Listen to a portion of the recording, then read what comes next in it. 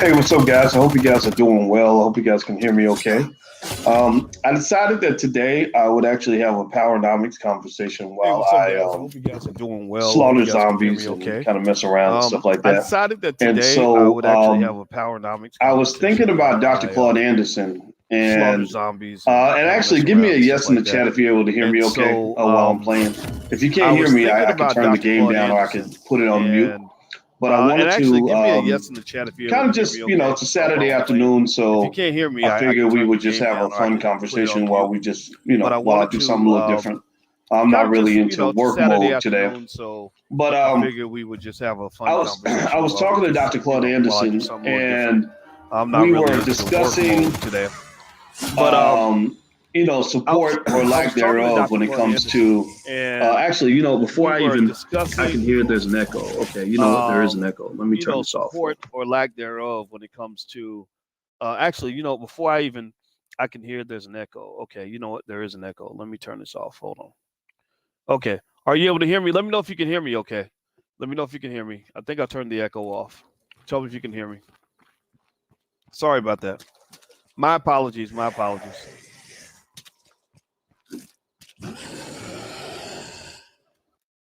So hold on. Let me know if you can hear me. You can hear me loud and clear? Okay, Cal. Put the game on mute. Two voices are dubbed. Yeah, I agree. Let me know if you can hear me. Are you able to hear me okay? Give me a yes or no. Okay, better, says Corey. And yup, says Michael. Can hear you. Okay, good. All right. So what I wanted to talk about, so today I was just kind of sitting here just kind of messing around. Alicia and I are about to go running.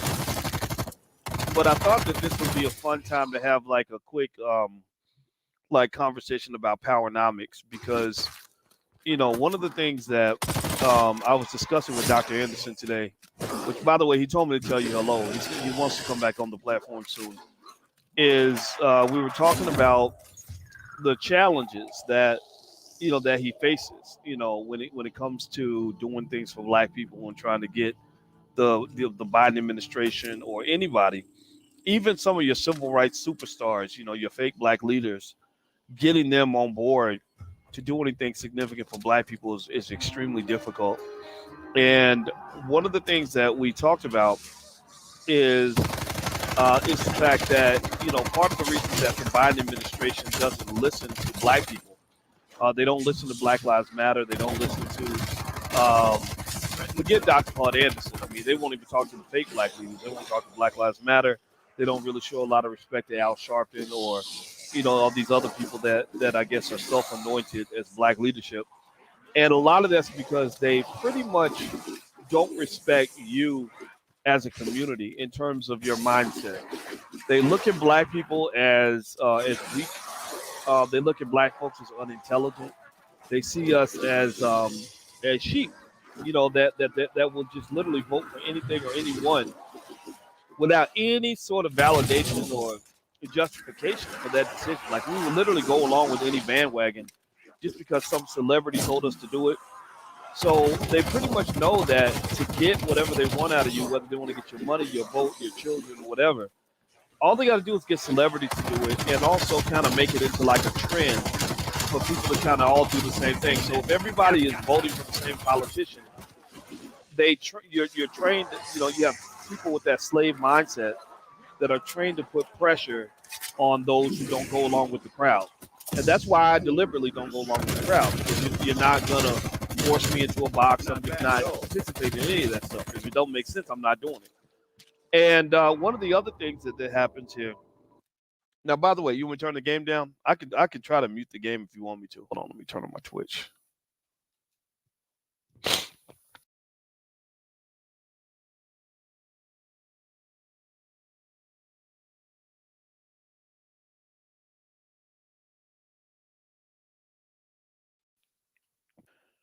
So tell me if that makes a difference.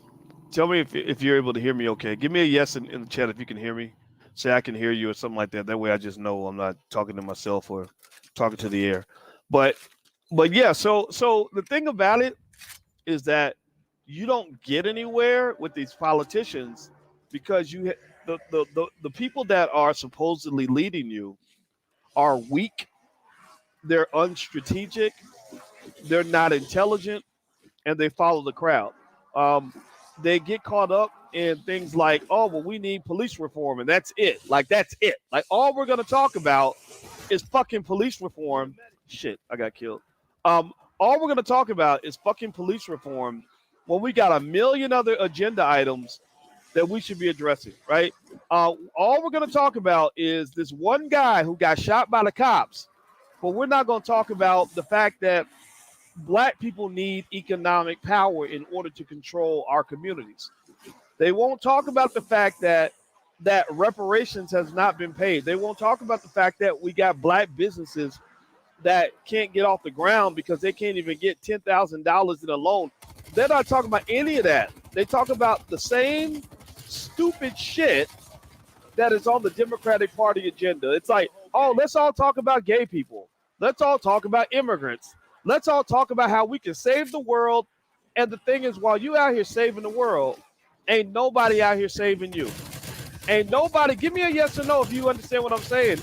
I mean, are you seeing any evidence that they're out, that this stuff is really helping the Black community? Are you seeing any evidence that Black people are better off after voting for the same damn politicians in every election over and over and over again, doing the same damn thing, going along with the same bandwagons? I mean, I know these people. I mean, a lot of them went to college, and they had these college degrees from these big white universities that pretty much taught them how to be white liberals in blackface, right? So they'll come in, they'll start talking more about all these other issues and I know where it comes from because I'm a thinker. I think very carefully about things and I observe everything. And they'll come in, and remember, I was a college professor. I've been on college campuses for over 30 years. So I know how this social engineering process works. And what effectively has occurred in my mind, and this is just on my brain because I literally just finished having a conversation with Dr. Claud Anderson, is that it puts you in a situation where your whole community remains ass backwards because you're listening to the wrong people and putting your energy into the wrong shit. Like, you're literally listening to idiots tell you to follow along with idiot protocol. And if you are taking orders from idiots, then you're going to be a super idiot. If you're taking orders from weak-ass people, then all a weak-ass person can show you is how to be a weak-ass person. These people don't have any true economic power. The only way they know how to give money is to go beg white corporations to give it to them. The only way they know how to get access to resources is if Joe Biden throws them a couple of crumbs in the government grant. The only thing they know about paying bills and getting money in people's pockets is by chasing some government job and living off a government salary. And so what I'm saying is that, one of the things that really became apparent to me, and this is something that we've kind of addressed it before, but I kind of feel like we got to really nail ourselves down on this. And let me pause it for a minute, make sure you guys can hear me. Okay. So Craig says you can hear me. All right. Yeah, it's called Call of Duty Zombies. So I'm just playing zombies. So I figured it'd be something different to do. And if you think playing video games is immature, I mean, all I can say is fuck you and the horse you rode in on. Like maturity's overrated. I'm gonna live my life, and this is what I like to do to relax sometimes. So it's really a lot of fun. But in fact, if you haven't done it, you may want to look into it. It's actually like really, really fun. But anyway, so here's the deal. When you're talking about where the community is and where the community needs to go, you have to accept the fact that a lot of the reason that you're not moving forward is really our fault. It's really our fault because we listen to stupid people. We let some dumb celebrity go on Instagram and tell everybody what to do. Like, hey, y'all, we meeting over at the Chicken Shack. You allow other people to convince you to solve everyone else's problems but your own. So you end up, advocating for gay rights and immigrants and stop Asian hate. Like, I don't know where the fuck that came from. That whole like I'm like, where's the sudden spate of all these alleged black people attacking Asian people? Like what are you talking about? Like that's just like the weirdest thing in the world, that you actually have black people that are taking time. Like, your community's falling apart. You don't have 1/10 to 1/1000th of what you deserve, but you really got enough time to go save the Asian community. When ain't none of them out here trying to really save you. I mean, you got a couple of good exceptions, but they're not really, as a community, fighting for you the way you're trained to fight for them. Like, that's just crazy to me. It doesn't make any sense. And what it really says, honestly, is that in the community, you're dealing with a lot of mental illness. You're dealing with a lot of people that don't have very high self-esteem. They don't have their intelligence level isn't very high in terms of understanding how the game of politics works. Um, they don't understand anything about what it takes to accumulate real power. And this is what Dr. Anderson and I were talking about. We were just kind of talking about the fact, like he said something like he said, basically he said, "Boys, one of the only people I'll deal with is you, because you understand, you get it." And I said, "Well, the funny thing is that the feeling is mutual. I meet a lot of people who want to, maybe come on my platform or whatever, and I'll listen to their ideas. I'll listen to what their solutions are to improve the community, and I'll think to myself, like, this isn't going to work. Like, you're trying to convince me that 2 plus 2 is 187, and I'm a mathematician, and I'll listen. And I'll say, from a logical standpoint, the idea that you have just isn't going to work. Like, you're really telling me that if I go vote for these same fucking politicians that we've been voting for the last 40 years, that somehow that's going to be a solution that's going to help us solve, an 80-year-old problem. And so I'm just going to tell you that a lot of the so-called problem solvers that you have, and the people that claim that they're your leaders and whatever, they are incredibly ineffective people. I mean, look at their lives. Like, ain't none of them ever created a damn job for nobody. They don't know how to get, like, they haven't gone into a community and put millions of dollars of resources into that community. They don't even understand what people need. All they know how to do is whine and complain and beg. That's all they know how to do, is whine, complain, and beg. And ultimately, at the end of the day, they are white supremacists. And what I mean by that is that many of these individuals, what they do is they pretty much tell you, falsely, I add, that the key to black empowerment is to go beg some white politicians to take care of you. Or the key to black people getting ahead economically is to go beg white people who run businesses to give you a job. Or the key to getting an education as a black person is to go beg a white person who runs the school to let your child into that school. That's white supremacy. Like, that's white supremacy, because white supremacy means that I'm putting you above myself. I'm putting you in a position where you are the superior, where you are the answer to my prayers, like where you are the one who is going to improve my life. And so I don't believe that. I believe it, my philosophy, which is admittedly biased, is more of what would be called a black nationalist philosophy. I got some of this from people like Marcus Garvey and Malcolm X. I do not believe that white people are ever going to save black people. I do not believe Asian people are going to save black people. I do not believe that Jewish people are going to save black people. I do not believe that Democrats are going to save black people. I believe that black people are going to save black people.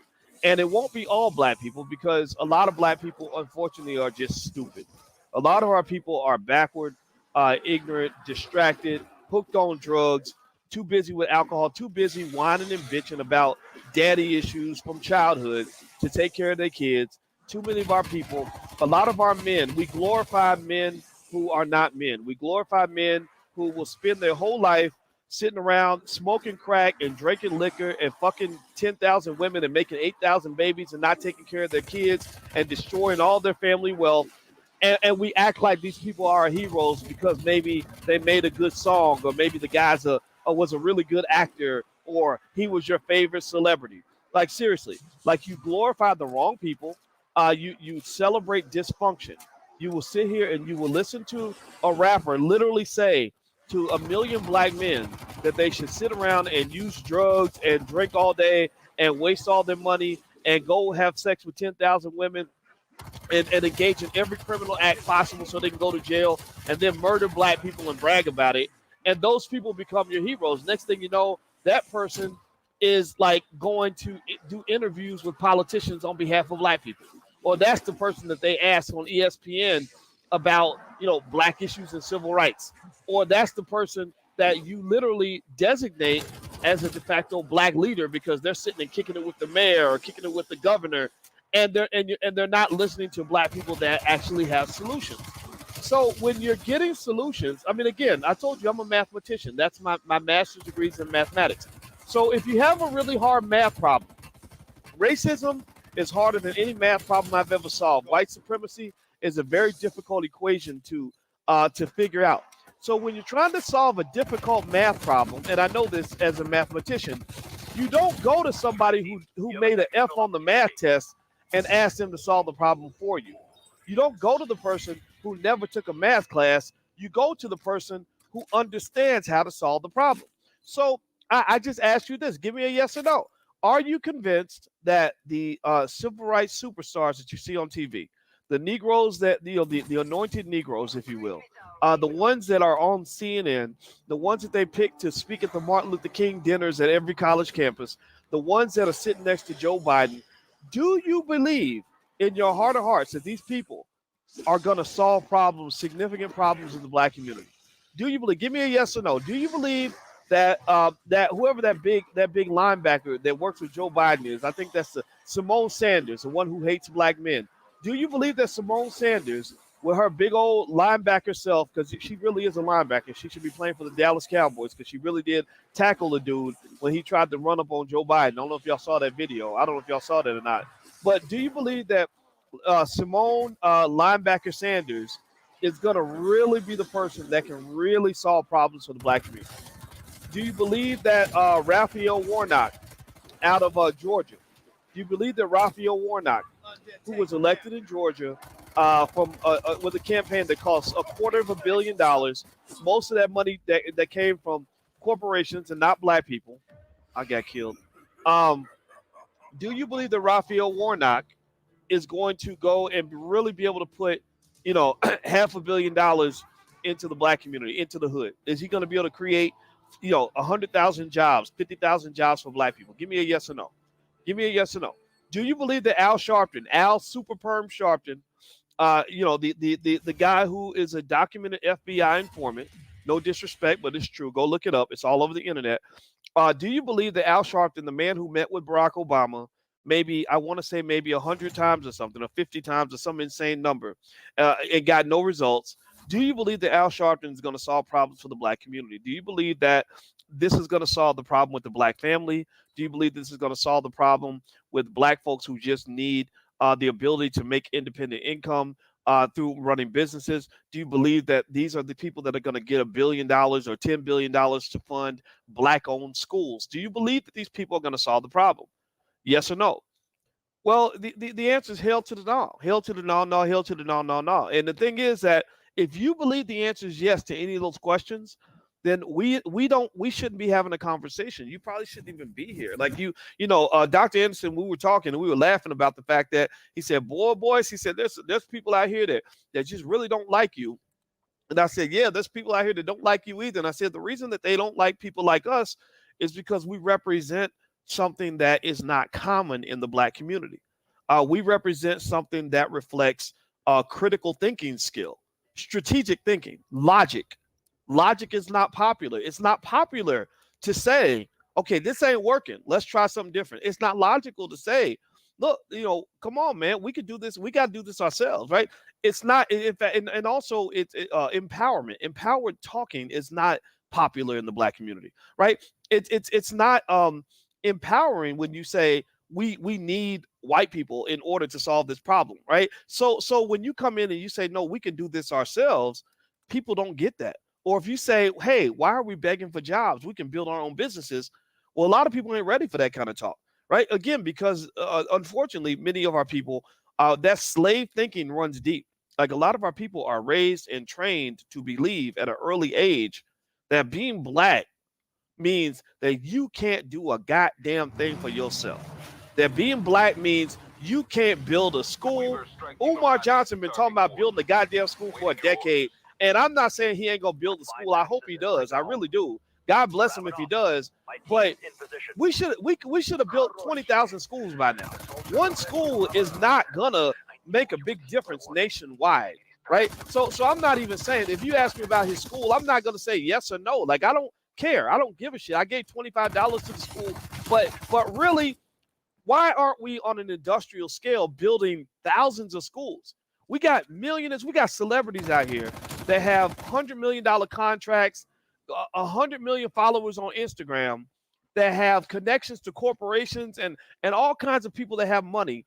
Why haven't they built a school system where independent black educators can run these schools and have a $10 million a year budget and educate thousands of black kids? Why in the fuck are you so pathetic that you're waiting on one guy to build one school?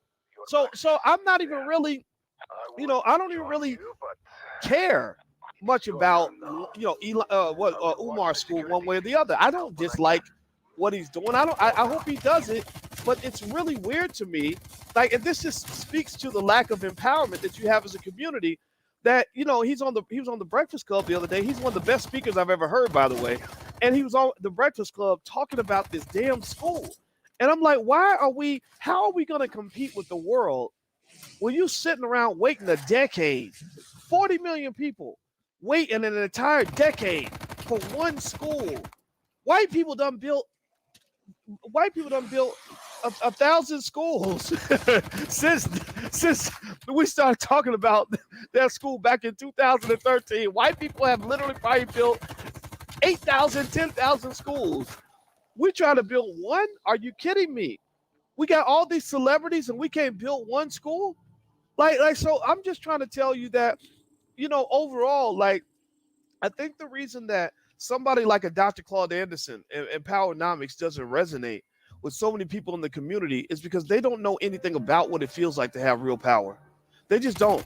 They can't even fathom the idea of black people doing things by ourselves. I mean, some of y'all even start businesses where you probably heard this, where people will think that if you start your business and you're just there to serve black people, they really feel like if you're not connecting with white people and serving white people, that you're missing out, that you're never going to succeed if you don't wire in to whatever white people got going on. Like they become literally the center of your universe. They become like your Jesus and your God, like your Holy Trinity, to the point where you really believe that if you're not wired into what they're doing, and you don't get their endorsement, their seal of approval, their financial support, that you cannot survive. Well, let me just tell you a little secret. I don't get anything from white people. I mean, maybe if you count like YouTube, like white people own YouTube and I can go on YouTube, but white corporations don't support me at all. They hate my guts. I had a job working at a white university, Syracuse University. They fired me, or they wanted to fire me. I wanted to quit, so it was kind of a tie, right? I cussed them out on my way out the door. I don't get support from white-owned media. I don't like being featured in white-owned media because usually when they feature me, it's usually an attack piece. It's never anything based on trying to find truth or justice or figure out what really happened. It's usually to attack me because I'm a black male who's proud to be masculine, and they want all the black men to be funny, wimpy little bitches. Like, they like black men who wear a dress. They will celebrate a black man who is feminine. They will celebrate a black man who wants to be a girl, but they have no interest in hearing from black men who are proud of being men.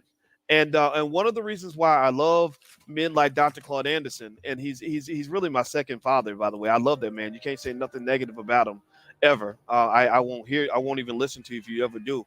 And is one of the things I love about him is, as a young black man, I was always interested in hearing from masculine black males who know how to fight, who just know how to fight. You ain't got to be a winner all the time. You ain't got to always win every battle. But there's something about me where I learned early that I just appreciate it when you put up a good fight, even if you lose. And so when I think about, and I think I got that from my father.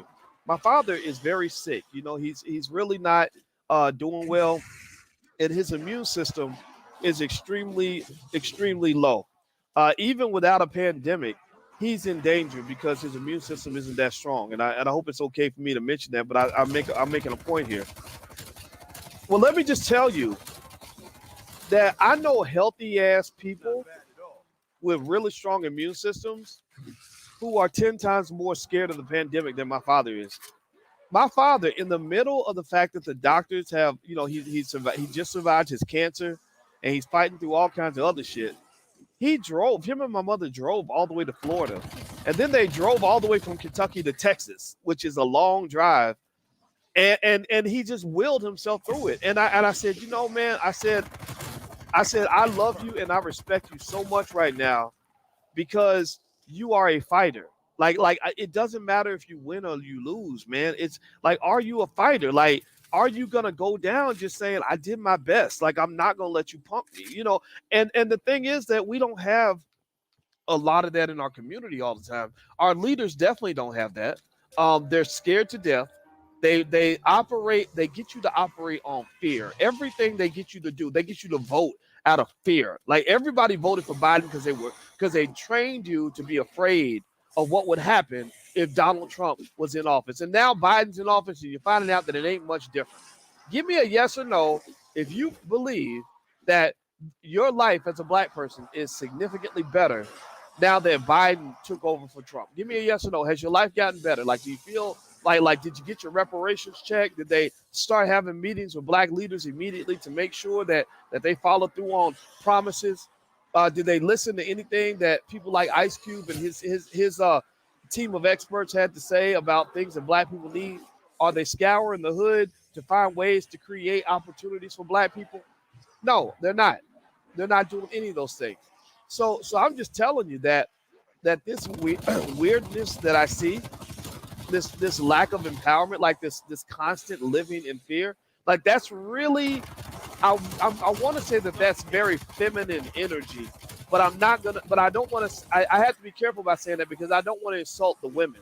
I don't want to insult the strong women that don't live in fear, because I'm gonna tell y'all, some of y'all men are about the biggest, most tampon wearing wimps I've ever seen in my life.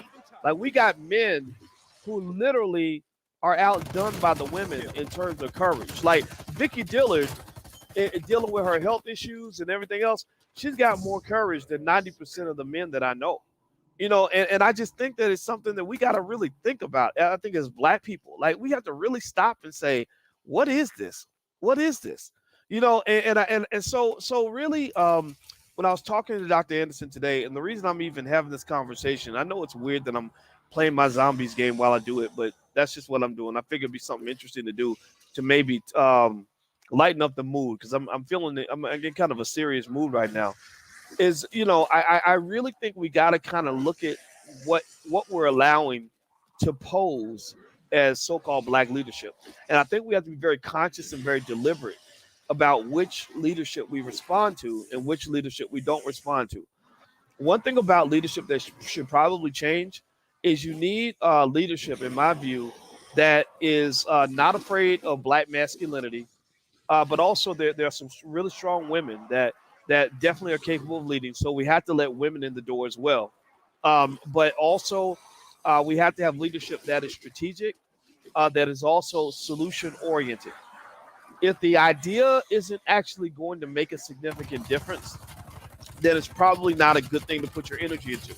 For example, like right now, the number one thing everybody's focused on is police shootings. It's a highly emotional issue, right? Like little Paquan getting shot by the cops makes everybody sad, and so you don't want to speak against that, right? But when you look at the number of reasons that black people are dying, police shootings, I don't even think police shootings being shot by the police, I don't even think it's in the top 15, right? So the question you got to ask yourself is, do Black Lives Matter or do you just enjoy the show? Like, if you just enjoy the show, like if it just makes you feel good, then I get that, right? Like going to a football game makes me feel good, or watching a movie makes me feel good, but it's not real, right? So you got to know the difference between what's real and what's not. So if you're really trying to save black people, then you would confront things like, you know, I don't know, Lizzo and her record label promoting diabetes and obesity and you know, heart disease and everything else that's killing black people. Because if you look at the list of reasons black people die, obesity, diabetes, heart disease, that those things are at the top of the list. So I find it fascinating that when I brought up Lizzo and I said, why are you promoting obesity when black people are dying from obesity? The white media did its job. They pretty much said, oh, wait a minute. We have a solution-oriented black leader who's actually thinking logically. And oh my God, he's also masculine. So we've got to find some propaganda method to try to discredit him, right? We need to find some sort of propaganda that'll stick, that will allow us to make sure that black people continue to listen to the wrong people. So what they did was they went to the some of the propaganda playbook. The white liberal propaganda playbook is, okay, first we're going to use our media outlets to brand him as sexist, right? So he's toxic masculinity, right? Anything black and masculine is by definition toxic in their mind, right? So here's a black man who hates black women, right? Didn't ask me how I feel about black women. Didn't look and see how many black women I love and support. Didn't talk to the black women in my household who I defend and support every day. The college professor that I'm marrying next month. They didn't talk to any of those people. They just said, okay, we're going to live off of the stereotype of labeling the black man in a certain way. Now, remember, these are supposed to be your allies. This is why I know these people are not your allies. They're your enemies in disguise. Malcolm X told you that, but some of y'all didn't listen. Malcolm X said it long before I said it. So I'm not the first person to understand this, but only intelligent people are actually going to get this. Stupid people are going to sit around and just get mad or not get it. So so the second thing they did was they went to this other BS. Oh, man, crap. They went to this other BS about so-called body positivity. That somehow, if you talk about the number of black people that die from obesity, heart disease, and all these other factors, that somehow you are fat shaming, that you're attacking fat people and saying that being fat means we hate you and that you're a terrible person. And so to prove to you that we don't hate you, we're going to enable your fatness. We're going to enable you to be as obese as possible. And then what happens is, it is so odd to me. And again, I love kind of like breaking things down. You know, this is really for people that can really get what I'm saying, because it just shows the sheer stupidity and the sheer hilarity of the way they got you thinking, how they got you all literally ass backward. But literally, we will sit around and talk about fatness as body positivity and encourage you to be as fat as possible. But then as soon as this virus hits and it's killing the fat people first, we don't go back to the conversation and say, maybe we shouldn't have been promoting obesity to black people. Maybe we shouldn't have been telling black people that they need more Popeye's chicken and Dunkin' Donuts. Maybe we could have prevented some of these deaths by encouraging black people to be healthy, right? I mean, notice that all the conversations about the virus, every solution is a white supremacist government-based solution. There is not one single solution being highly touted. Tell me if I'm right. Tell me if you're seeing this.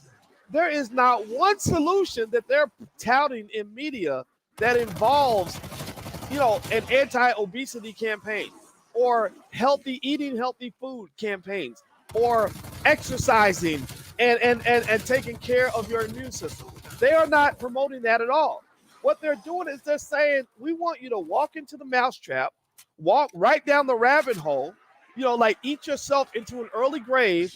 And then when you die in an early grave, because we sent you there, because we told you to get in the grave, then we're going to chalk it up to inequality. That it's racism and white supremacy are the reasons why you ate all the Popeye's chicken and then got a virus and got extra sick because your immune system can't handle even a super flu. I mean, can't handle pneumonia, can't handle none of these viruses that are out here because you're not healthy in the first place. So I really think that, like, at the end of the day, what I'm really getting at here is, and y'all got to forgive me, I'm a little crunk, but it's a Saturday, so fuck it. I'm just going to tell you what I'm thinking today. This is what's on my mind. I'll be professional again on Monday. I'm sitting here. Actually, some of you are asking about my Xbox tag. I'm gonna just give you that. Let me see. Hold on. Here's my tag on the Xbox. Send me a friend request, and sometimes I play Call of Duty. So if you ever want to play together, just send me a friend request. I'll send you. I'll connect with some of you, as many as I can. I can't connect with everybody, of course, but I love you. All right. So I don't want to change that. Hold on. Okay.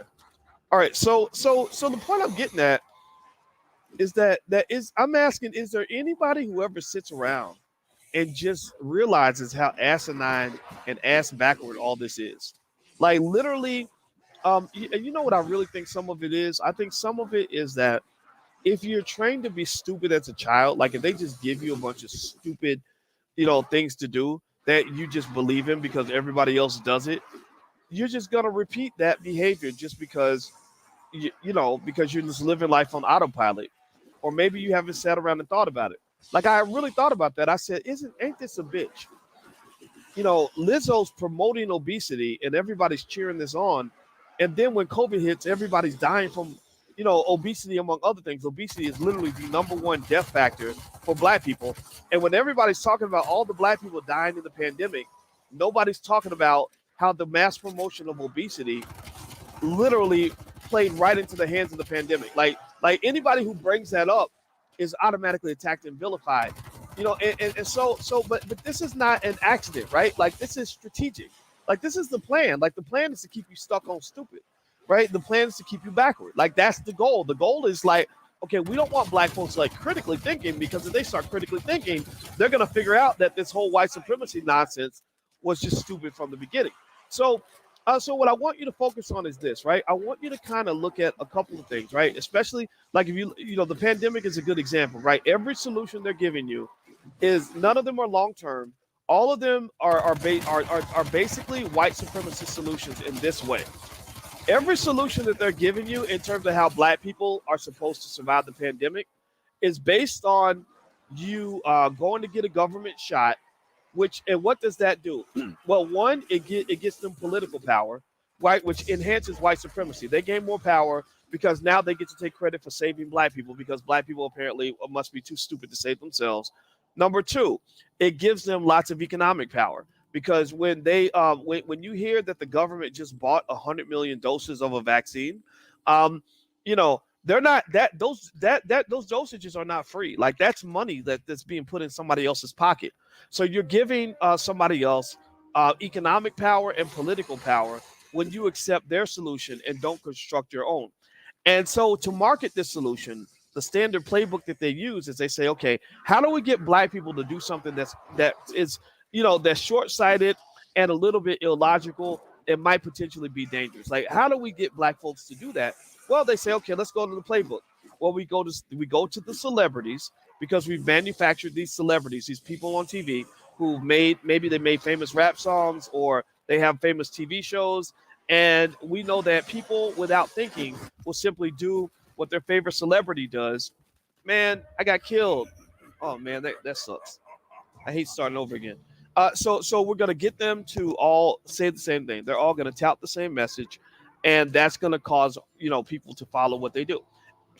And then we're gonna go to the pastors, who pretty much have trained people to accept various forms of suggestion without questioning anything, because that's how you override criticism. Is anybody who asks a hard question, you pretty much attack them, right? Anybody who questions the protocol, you go after them. So always understand this: a person who gets mad at you for asking questions is usually a person who has something to hide. Like, so when Ice Cube was asking the Democratic Party to do more for Black people, and he was asking the hard questions, well, what did they do? They attacked him. And why did they attack him? They attacked him because they didn't want anybody questioning their bullshit. And their hope was that if they attacked him well enough, they could get enough people to just take credibility away from him. And then also, so they used two things. They used misinformation. They also used fear. So the narrative created during the election was that, okay, Ice Cube's really just a Trump supporter in disguise. He's also, he's toxic masculinity because he's a Black man that's speaking, in a masculine way. And also, you need to get Trump out of office, because if you don't, you're all going to die. Like, this is going to be terrible. So that needs to be your focal point. So we're going to reduce you to a low frequency vibration. We're going to kill your critical thinking skill, because we need you to be on a low frequency, not high frequency. We don't want you aiming for something better. We want you to live in fear, in which you're simply avoiding something terrible, right? So basically, and then also the other thing we're going to do is, this is a typical politician tactic, is delay, right? You don't just say no to something, you just delay. So when Ice Cube was asking the Biden administration, I talked to Ice Cube a lot during the whole thing, right? We talked a lot. And one of the things that was interesting was, I noticed that when the Biden administration asked him to, or when he asked for that meeting with the Biden administration, they said, well, we'll meet you after the election, right? Well, last time I checked, Biden ain't met with anybody since the election. Biden didn't meet with Black folks after the election. And they're thinking that the logic is, and it's not even really their fault. Like they just played you like a sucker. Like they didn't play Cube like a sucker. They played the community like a sucker. Anybody who believes that stuff is full of crap. Because the thing is that that they got what they wanted out of you. Like they got the pussy. Like why would they call you now? Like they don't want to marry you now. Like why would you go buy the cow when the milk is totally free? So basically, I think that they throw these things out. Like they'll say, "Hey, yeah, after the election, we'll make sure you get this and get that." Like I think they offer these things because they hope that you're dumb enough to believe them. Like they're really praying that you have no brain cells in your head and you're gonna fall for that. Like it's like a dude that's trying to get some ass and he's like, "Whoa, like you really believe me? Like I just really told you a straight lie and you believe me? Like wait, you saw me in the room with the girl and I was naked and I told you, well, that's not my, that it wasn't me, and you really believe me? Like so sometimes people will just, test your stupid card. So I think that they I think that what's interesting is that you have some real leaders out here, right?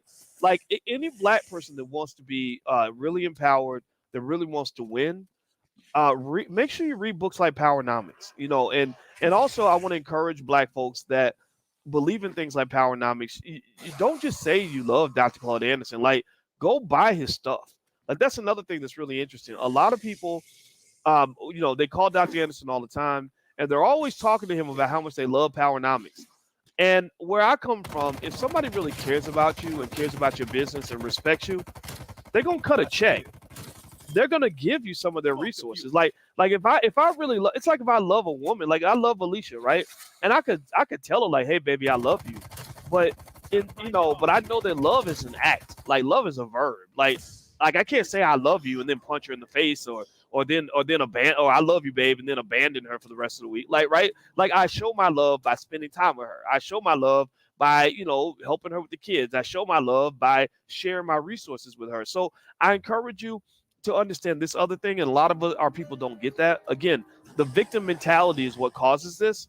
When you see yourself as nothing but a victim, what can happen is that you can sometimes forget that you have a role in the process. Like you can't, when you see somebody doing work that you admire, right? Like you see Dr. Anderson out here, he's been filing lawsuits on behalf of black folks. He's the only black leader that I know of that's prominent anyway, who has been consistently fighting and speaking an unabashed, unapologetic truth about reparations. He's the only one that has given complete, sincere, dedicated, deep dive, documented information of exactly down to the penny how much money they stole from you during slavery and Jim Crow, right? And so to me, so what happens is that a lot of people think Powernomics is super cool, and I think that's a wonderful thing, but there's another level to that. When I fell in love with Powernomics, when I fell in love with what Dr. Anderson was doing, I said, look, the only way I can really prove to you, I can tell you that I like you and that I respect you, but the way I prove that to you is I'm going to help you make money. Like I'm going to help you. I want the Powernomics Corporation to be strong. I want the Harvest Institute to be strong. In the Jewish community, when they support an institution, they support the damn fucking institution. They put money in that motherfucker. Like when they support the synagogue, they are writing checks to the synagogue. When they support a school, they will go build a school and fund the school, right? And for black folks, again, because many of our people are raised to be white supremacists, we'll say, I love that school, but won't write a single check for that school because we believe we don't have any money to give to anybody because we just believe by default we're poor. But yet you'll see black folks run around with Air Jordans and Popeye's chicken and new iPhones and everything else and all kinds of consumer items, but that economic support for the things you believe in is sometimes missing.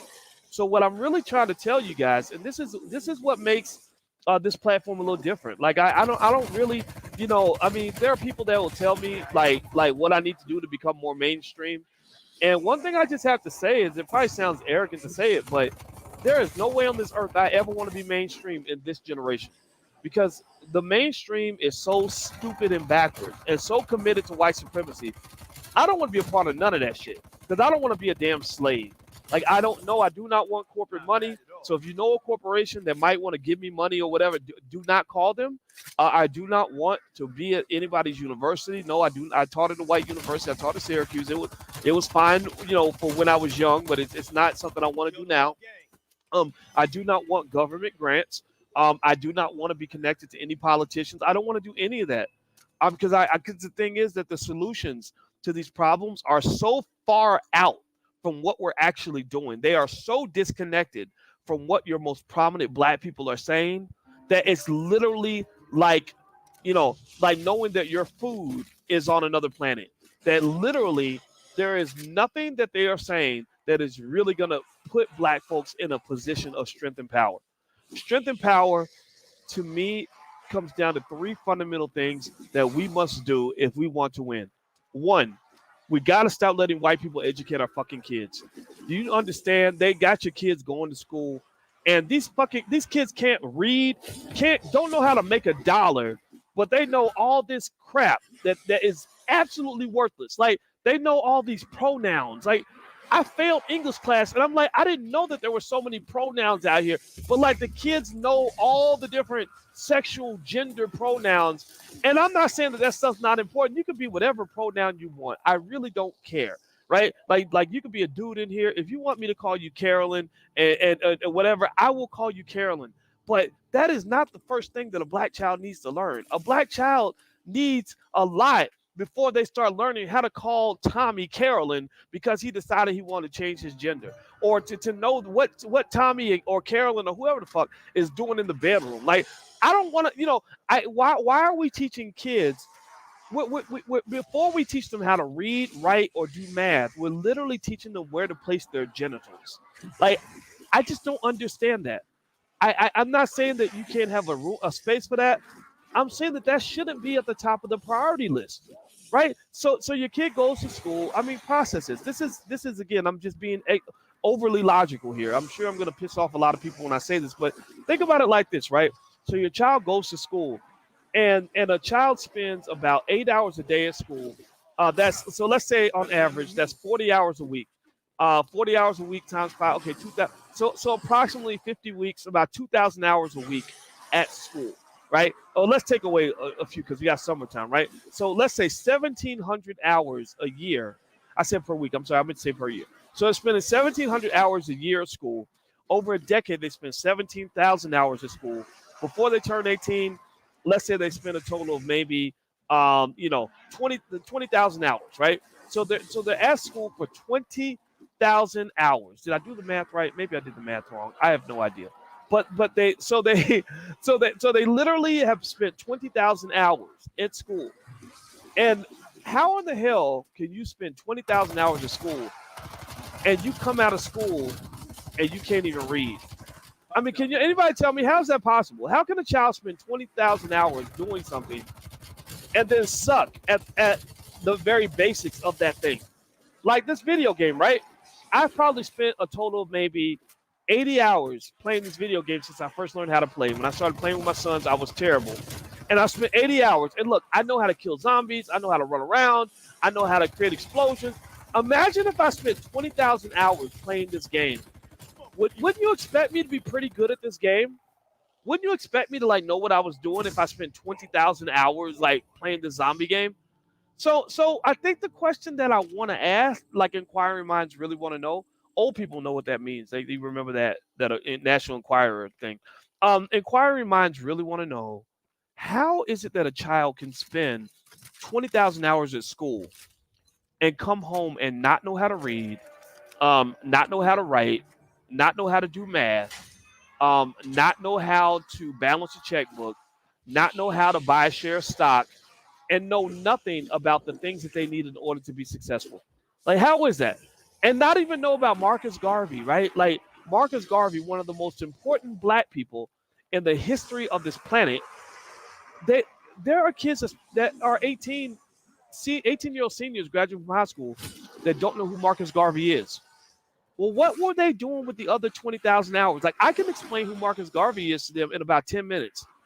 So you mean to tell me in the 20,000 hours that you spent at school, this place is supposedly preparing you for life, you spent all that time learning a bunch of stuff that is absolutely worthless. And this is the place that's supposed to prepare you for life. So do you wonder, I mean, when you know that this is going on, are you not surprised when our kids are not prepared for life? Like, why does it surprise you that when our kids go out into the world, they don't know how to make a dollar? All they know how to do is go beg a white man for a job. Again, white supremacy. White supremacist institutions only know how to teach you how to be a white supremacist.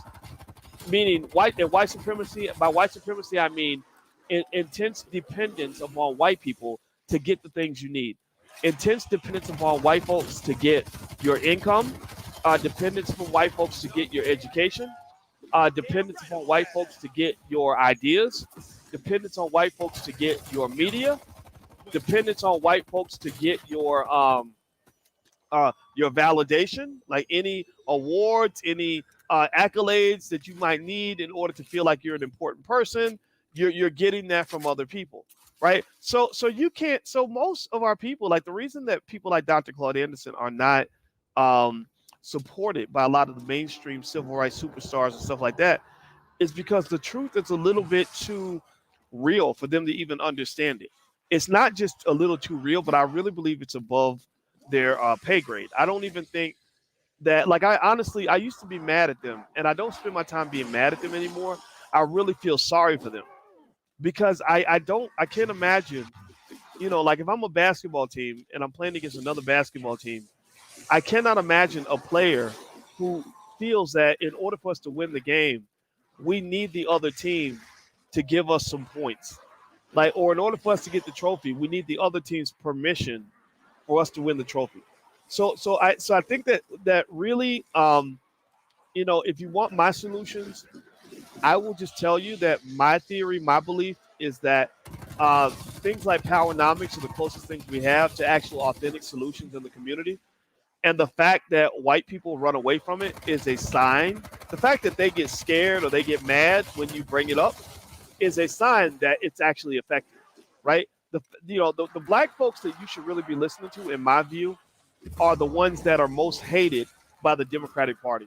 When the Democrats say, I can't stand that black person, you might want to take a listen and try to see what the person's saying, because chances are the reason that they hate them is because it's for the same reason that a pimp might hate anybody who wants to educate his hoes, or whatever, or anybody who threatens your power, like anybody who comes along with a better idea, or like a man, like you ever see an insecure man who just like gets mad anytime a better looking man comes around, or like a man that's a little bit nicer to his woman is like talking to his woman at work or whatever. Guys like that are terribly insecure.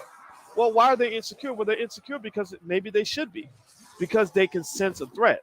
They know that they're not doing right by their woman. They know that they're not the best option. They know that she could do better. And some of y'all ladies might be dating a man like that. Like any man who is extremely, extremely jealous, like extremely threatened by every other man within a 100-mile radius, chances are it's because deep down in his mind, he knows he's not the best man for you.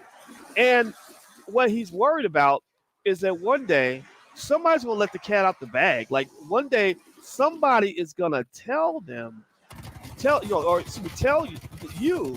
that there's better men out here for you that'll treat you better, that are better looking, that have more money, that have more intelligence, that are just more decent human beings. And so that's part of the reason why white media locks Farrakhan away, because Farrakhan is a very empowering, masculine sort of leader for the community, and they don't. And the last thing they want is for black men to collectively re-embrace our masculinity in a strategic and intelligent way. Like they're okay with you being masculine if it involves like sleeping with a bunch of hoes and going to the club and buying champagne bottles. They don't give a shit about that. Like whatever, or doing stuff that'll get you sent to prison. Like they actually appreciate. They like that because that's how Joe Biden built up his prisons. What they don't like is when black men get together and say, okay, because we are leaders and stewards of the community, we're going to build a school. Or when black men get together and say, let's start a corporation and let's go make our own money and let's go compete with the white boys.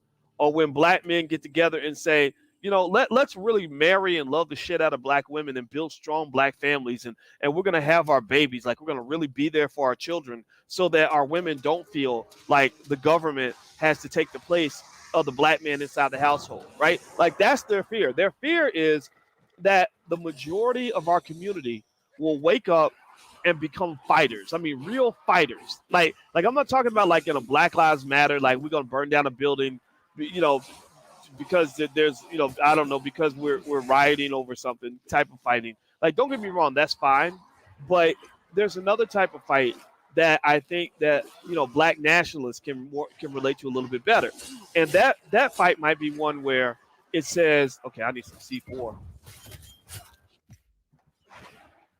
Oh man, okay. Ah, crap, I'm down.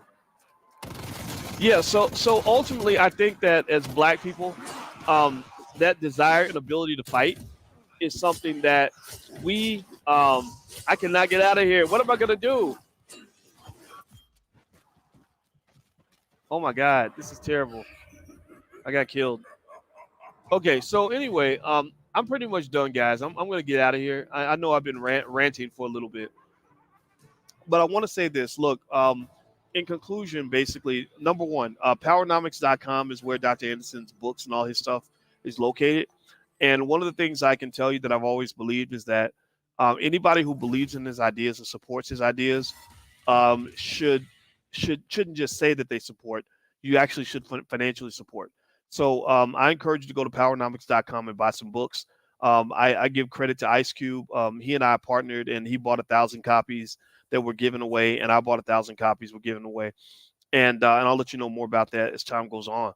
And then also, the other thing is that, when you're talking about really trying to move forward, and I'm not talking about the whole community, because honestly, I don't think that in this generation, we're ever going to really get to the point where the entire community is really doing what's necessary to move forward. I think that we're going to have another, another generation of people just complaining and, screaming Black Lives Matter from the rooftops, hoping that a white person will listen or whatever. And we're not going to make a lot of progress. But what I do believe, though, is that in your own life, you can achieve empowerment. Like, I believe that in your own life, you can, I think by embracing things like, educating your own kids, you can make a lot of progress with that, right? You got to educate your kids, at least when they come home. Make sure that you're teaching them the things they need to know so they can be prepared. School is not going to do that. School is not designed to teach black kids how to be empowered black people. That's just not what it was set up for.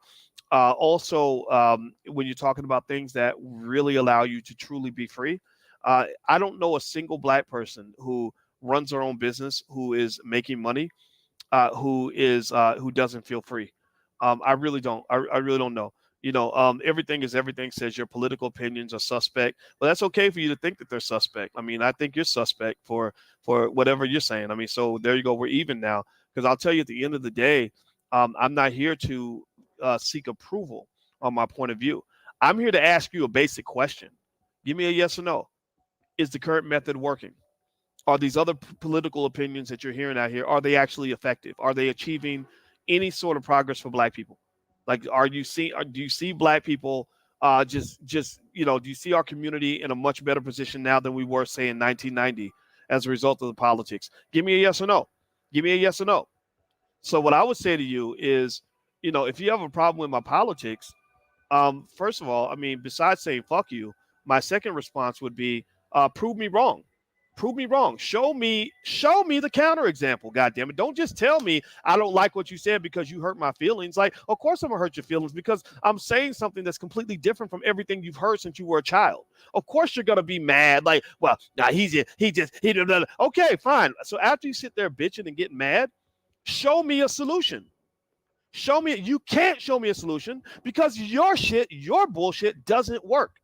That's why you can't show me a solution. So that's what I'm saying to anybody. I'm saying to anybody, look, you can have an issue with my point of view if you want to. That's fine. I don't care. I know a lot of black folks don't like me. I'm not very popular in certain spaces. I know this, right? There are spaces I won't fit because I don't match the brainwashing protocol. But I'm not stupid. The reason that some of those people will still hear me and get mad at me is because they know I'm not stupid. They know that I had more education by the age of 25 than they will have in their entire life. I was teaching college students when I was 22 years old. So I'm not coming out of left field with this. What I'm doing is I'm using the exact same analytical tools that I used to understand financial theory at the highest level. And when I study the theory, what I do is I break down the facts and look at what's working and what's not, and try to see if 1 + 1 = 2. And if it doesn't add up, then it doesn't make sense. So your big problem right now is that because you have so many people that operate on emotion and don't operate on logic and are really incapable of operating outside the construct of white supremacy, they come up with a bunch of dumbass solutions. They simply think that if I repeat the same thing that the civil rights superstars have been saying since 1985, that somehow that means that I said something good, because, and it's good because everybody else is saying it. It's not good because I can prove that it actually works. It's not good because I can show you where, 50,000 jobs got created in the black community because of this idea, right? No. They'll say it's good because other people are saying it. So the thing is that there is, you know what they say, misery loves company? Well, ignorance loves company too. A lot of people are sheep. And there's comfort in being the sheep. Even if you know that all of y'all are going to slaughter, there are some sheep who feel comfortable when they know that there are other sheep going to slaughter with them. So then when y'all all get slaughtered, when all y'all sitting in the slaughterhouse one by one getting your heads chopped off, you all say, well, it's because of white supremacy. Racism did it. Or it's because we're black. We're black, and being black is so terrible. Being black is just so hard. Lord Jesus, Lord be, Lord it be. It's so hard. I was just gonna go to church, and I'm gonna pray to white Jesus, and then I'm gonna go to work, and I'm gonna pray to the white man that I work for, and then I'm gonna turn on TV, and I'm gonna listen to the white man on TV, and they gonna explain to me that the reason I keep getting slaughtered is because it's so hard being black, and that being black means that I got to live in fear, and I can't do nothing for myself, and I need to sit here and just suffer until I die. That's what you're getting. That's what you get. That's pretty much what you have. Again, prove me wrong. Show me where any of these solutions being presented are actually going to take us anywhere, right? And so I will say this: I'm not really talking to people that don't understand where I'm coming from. I get if they're not happy with what I say. I expect that, right? I'm really talking to empower the people that are hearing this, that are open-minded enough to go back and back test and say, wait a minute, let's see, have any of these other ideas actually worked? And I want them. I want to talk to the people that have the courage to say, okay, maybe this isn't working, right? So maybe that means, again, it goes back to 3 key areas. One, educating your own kids, because they got your kid going to school for a total of about 20,000 hours before they turn 18.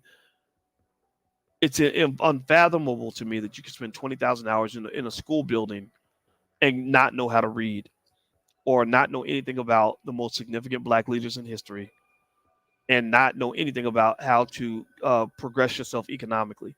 That is not an accident. That was deliberate. That was the deliberate distraction, or the deliberate withholding of information, and the deliberate replacement of other information that fits a propaganda-based agenda, right? That's why your kid comes out knowing more about transgender pronouns than they know about uh, building black wealth. Number 2, you have to create your own jobs. All these kids, when they are learning, they need to learn how to start businesses and how to invest. If you have wealth, then white supremacy doesn't bother you as much on a daily basis. My life got a whole lot better when I didn't have to work for white people anymore. And it's not even their fault. Like, if I go beg a white man for a job because I don't have any other skill, then is it his fault that he's my boss? No, he's going to do what's best for him. I'm not even mad about that. But what I did learn was that in order for me to be empowered, I got to find a way to build my own somehow, or connect with people who are building their own, or maybe make investments. I mean, I generate my family income not just through my business, but just through stock market investments. I take the extra money I have and I put it into stocks. So I'm invested in white people's companies. So I'm all for integration. I obviously support economic integration because I buy in, I own shares of, NVIDIA, which made me $100,000 this year. I'm invested in shares of, or whatever it maybe 50,000 to 100. I don't know, maybe a ton of. I'm invested in Amazon, which made me tens of thousands of dollars this year. I'm invested in Microsoft, which made me tens of thousands of dollars this year. But I'm not going to go work for Microsoft. I'm not going to go to the corporate office at Microsoft, but I'll own the piece of the company. So I'm not anti-white. I'm not anti-anybody. Like, I don't even feel the need to be anti-anybody. Nobody, why anti is not a productive type of energy anyway. And so you have to educate your own kids to get rid of the propaganda, replace it with relevant information. 2, you have to find ways, a better economic system. Going to work for other people just does not work for us. And then 3, when you see those Black-owned businesses, you got to support them if you can. When you see your heroes emerge, you must support them. You got to support Black media that you believe in. If you see a Black media outlet, somebody spitting game on YouTube or whatever, subscribe to the channel. Give them a thumbs up whenever you can. If you can buy their product, buy something from them. Like you got to support your own, and then you can elevate the ideas that matter to you. You can elevate the people that matter to you. And I'll give you a real life example. Because Powernomics changed my life, I knew that the best way I could show my appreciation to Dr. Claud Anderson, besides buying a few of his books, is to do everything I could to lend my platform to supporting the promotion of his ideas. I played a part in getting Dr. Anderson on the Breakfast Club, which made me very proud. And when he went on the Breakfast Club, suddenly all these celebrities were aware of his ideas. If you find something you believe in, you got to remember that love is a verb. Love is an act. Love isn't just a bunch of words like, oh, I love you. I love you. Who gives a fuck about what you say? Stop saying you love something. Show it. Show it with your actions. Stop, just like every other area of your life, and this is a hard standard. A lot of people love to talk because talk is cheap. A lot of people love to tell you what they're going to do. They love to make promises and all that. I'm going to tell you a little secret just to tell you just how intolerant I can be sometimes. One pet peeve I have is I can't stand, anybody ever know those brothers who just talk fast and they always talking about what they're going to do and they never do it? That they always talking like, I'm going to do this, girl, I'm going to do that, and we're going to do this, and when we start making money, it's going to be like this and like that. And they always talk and never follow through. Like, I don't know if y'all know people like that. I'm sure you do. But that really bothers me. Like, I hate that because that is a weak behavior. That's not, in my view, where I come from, that's not masculine. Part of being a man means, that you do everything in your power to follow through on what you say you're going to do. So when I see guys fast talking women so they can get in their drawers and telling them that they're going to do this and going to do that, and they don't follow through on anything, it just really bothers me, and it's not their fault, because chances are maybe they weren't raised by a real man, or they got some bad examples. But, when I see, guys, that grow old and they never took care of their kids or anything, it really bothers me, because it's kind of like you had no standard. Like, as a human being, as a man, you haven't been able to jump the bar on any level, right? And that to me is a real problem in the community, and one of the big reasons why the community struggles is because your men have been taught to not all of them, but many of our men have been taught to be basically a bunch of fast talking bitches. That's it. Just, not really able to follow through on anything. And really, I don't blame those women who feel frustrated by that, who feel frustrated by, what they see with some of the men, because men aren't supposed to be like that. Men are supposed to be solid and sturdy. Men are not supposed to be flimsy and kind of, like it's like spades. Like, the man's supposed to be the big joker and the little joker and the ace. He's not supposed to be, 2 books and a possible, right? He's not supposed to be your possible books. He's supposed to be your big joker if he can be it. If he can't be the big joker, he at least gonna be the little joker or the ace, or he's at least gonna do his best, right? So this doesn't mean being perfect. It doesn't mean never making a mistake. What it does mean is that you don't allow your mistakes to define you. So you can't be a person who goes through life and thinks that your mistakes are suddenly okay because you admit that you have mistakes. You say, well, everybody ain't perfect. And yeah, we all make mistakes. Yeah, we all do make mistakes. But where is your commitment to trying to raise to a different standard?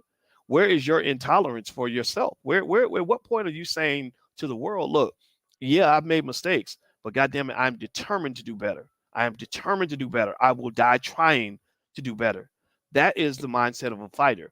And so when they have these campaigns against toxic masculinity and all this other stuff, and they're trying to place all that on the black man, they're really trying to kill your ability to be a fighter. And I encourage you just to fight against that. But then again, that's what masculinity is. It means that you're not going to sit and complain that somebody's trying to stop you. You just don't let them stop you, right? A football team doesn't complain that the other team's playing defense. You just play better offense. So I don't complain about the people that are trying to stop me. Not very often. I don't really give a shit because they can't stop me. I'm smarter than them. I work harder than them. I'm more determined than them. I have a clearer vision than they do. My ideas are better than them. You can't stop me. So I'm only gonna be so upset when you try to stop me. The only time I'll be upset is when I did not fight you, when I did not do my best. That's the only time I'm upset. I'm never gonna be upset with you. I'm really gonna be really, really challenging myself. Right? Like, Boyce, you didn't meet the standard. Like, Boyce, why did you let them punk you? Hey, Boyce, why you no, don't you flip flop on that, Boyce. So don't you stand firm, Boyce, right? Like, that's the kind of dialogue that I think you have to have, not this whole like, oh, I can't do nothing because they didn't let me do nothing. That's just not how a man's supposed to operate, in my view. And I don't care what anybody thinks. That's just the fact. So, because remember, you're in a battle, you're at war, and when you're at war, you have to be a fighter. If you can't fight, then go sit on the sideline. All right, so I gotta go. Thank you for listening to my rant for today. I know this was a Saturday rant. I just decided to sit around and run my mouth, and I probably shouldn't have done that because my mouth is actually hurting a little bit. But I will talk to you guys later. And hit the thumbs up button on your way out if you could. I would really appreciate that. And I promise you, when Monday comes around, I will be I'll be a normal person again. But it's Saturday, so what the hell? I decided to just let it loose. All right, there's my Twitch channel, by the way, if you want to follow me on Twitch. Well, we do stocks and gaming all the time, and I'll just play, my video games, and we talk